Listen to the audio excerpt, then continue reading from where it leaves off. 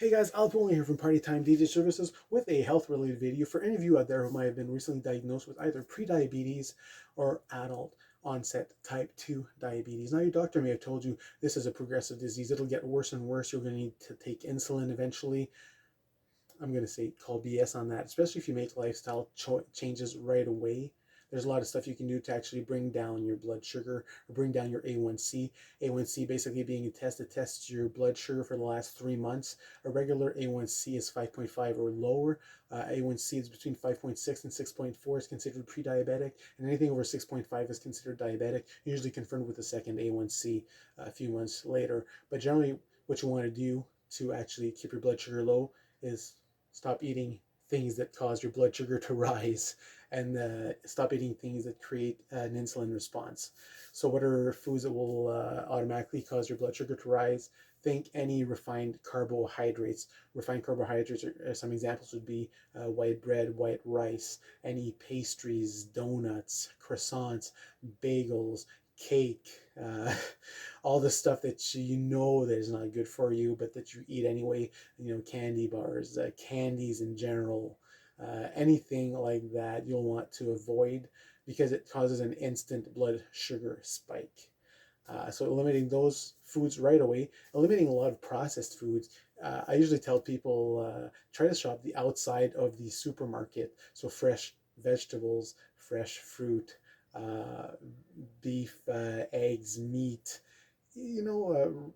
nuts, foods, real foods, dairy, real foods, not highly processed foods. If you look at the center aisles of your grocery store, you'll see, foods, processed foods with, if you look at the ingredients, you'll see, 10, 12, 30, 40 different ingredients. A lot of them you can't even pronounce. Avoid all those foods completely. Uh, Stick with real foods. Some stuff I eat regularly. If you have breakfast, eggs are probably a superfood that not only do they contain all of your essential amino acids, they also contain good fats. They also contain plenty of protein, and they're also satiating. So you won't, if you when you eat eggs and even eggs and bacon with the slices, tomatoes, whatever, you're not going to be hungry in an hour or two. Unlike if you're eating toast with jam, for example, or breakfast cereal. The reason why you're so hungry after eating foods like breakfast cereal or toast is that they bring your blood sugar up really quickly. Your insulin, which is basically a hormone that tells your cells to take in this glucose so your body can use. Your insulin actually has to jump in to bring down the blood sugar because your body likes to have a tight control over your blood sugar levels. So every time you eat something that'll spike your blood sugar, insulin has to step in to bring it down. But if you do that too often, and many times a day, a lot of people will eat, 5, 6, 7, 8 times a day. If you include snacking, every time you bring up that insulin, eventually, your cells they get tired of constantly getting this message from insulin to let that glucose in, and eventually just stop. That's why they call it insulin resistance. Is they become resistant to that signal, and what happens then is that eventually your pancreas keeps trying to send more insulin so as to keep your blood sugar in the normal range. Eventually it just can't keep up, and your blood sugar levels get higher and higher and higher simply because your pancreas can't produce enough insulin to keep your levels within the normal range, and that's when you become, pre-diabetic and eventually diabetic. What do we do to reverse those conditions? Is obviously just eliminate what caused it in the first place. That is eating the wrong kinds of foods, simple carbs, starchy foods, and stop eating so often. We don't need to eat 8, 9, 10 times a day because every time you eat, you're going to cause some kind of blood spike, and you're going to call insulin to reduce it. So you want to keep your blood sugar low. You want to keep your insulin levels as low as possible. So try to eat 3 times a day, even 2 if you can. Eat good, satisfying meals with plenty of protein, good fats. But if you're going to have carbohydrates, which a lot of people will have, I have carbohydrates as well, but try to find the complex carbohydrates. Try to find carbohydrates that come from vegetables like cauliflower, broccoli, tomatoes, mushrooms, peppers, stuff like that. But as mentioned, eggs is an excellent food.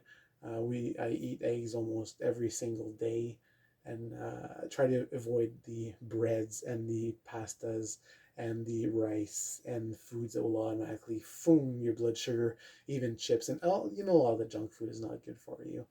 But try to eat as less often as you can. When you do eat, try to eat good meals. I know at home here, like for dinner, I'll just have an okay breakfast with eggs and whatnot. Have a small, light lunch, and for dinner, my wife will always make some kind of meat, either chicken, wild caught fish, or steak or beef with lots of vegetables. And that usually makes a really good dinner. You can have a little dessert after. I really like dark chocolate. Anything over 85% dark chocolate generally will have lots of fiber and not much sugar or carbs in it. So that's a great dessert for you.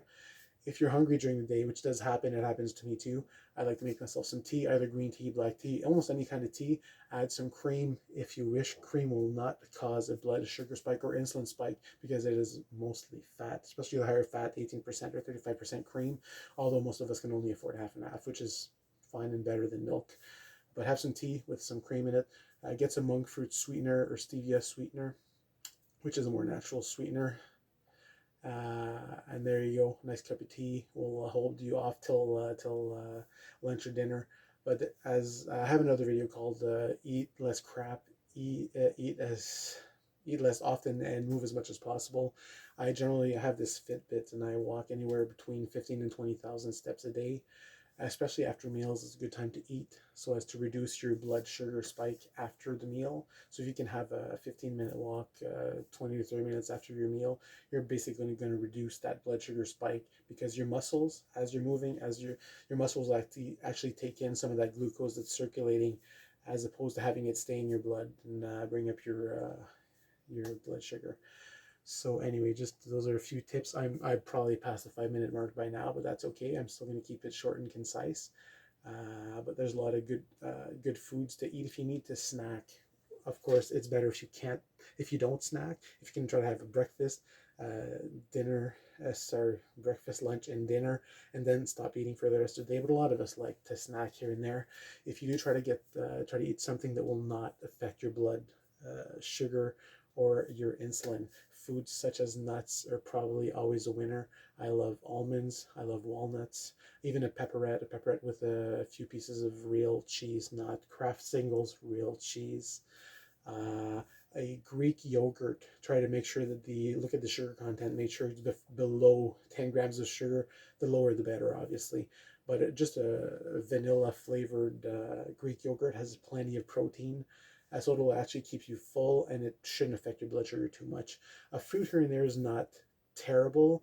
I always tell people to try to stick with berries. So blueberries, blackberries, raspberries, strawberries, they're all fruits that have lots of antioxidants, and they also won't affect blood sugar too much. But there you go. There's a few hints for you. And the idea is to keep your blood sugar and insulin as low as possible, so that when you do get retested 4, 5, 6 months after your diagnosis, that hopefully that A1C will be back in the normal range. And if you can keep that up, eventually, especially if you don't eat too often, all the time that you're not eating, your cells should be becoming more sensitive to glucose and to insulin, I should say more specifically, because it's not being bothered by insulin every 2 hours. So I think the less often you eat, the more your cells will become more sensitive to the effects of insulin, and you'll be able to manage your blood sugars more and keep them as low as possible, which is the idea here. So anyway, that was just a quick video. Hopefully I'll make some more, but these are things that have worked for me. I was a pre-diabetic for many years. I was also borderline, had high blood pressure. I weighed in at 263 pounds, and just a few weeks ago, I managed to see my first 199-pound weight on my bathroom scale. So I managed to lose 63 pounds and keep it off, and I feel better than ever. I'm 45 and a half years old. I started this at 40 years old, so it's a lifestyle that I've been able to keep up, and I feel great. I look a lot better than I did, and I now fit in a size medium or large shirt, and my pant size went from 30 and 40 down to 32 to 34. So there you go.